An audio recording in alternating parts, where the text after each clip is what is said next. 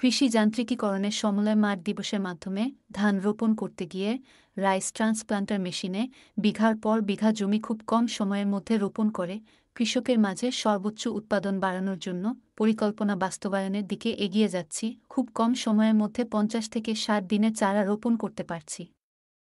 আগে প্রতি বিঘা জমিতে ১০ থেকে ১২ জন কৃষক লাগত, রাইস ট্রান্সপ্লান্টার মেশিনের মাধ্যমে ২ জন কৃষক লাগে এবং বিঘাতে ৪০ থেকে ৪৫ মণ পর্যন্ত ধান উৎপাদন হচ্ছে।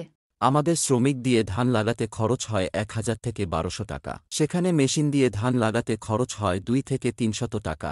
১ বিঘা জমি লাগাতে শ্রমিকের প্রায় সারাদিন লেগে যায়, আর মেশিন দিয়ে ধান লাগালে আধা ঘণ্টায় হয়ে যায়। একসাথে এক জাতের ধান লাগাবো এবং একই সময়ে আমরা পরিচর্যা করব এবং একই সময়ে কম্বাইন্ড হারভেস্টার মেশিনের সাহায্যে ধান কর্তন করব। সেই উদ্দেশ্য সামনে রেখেই আমাদের এই সমলয় কর্মসূচি।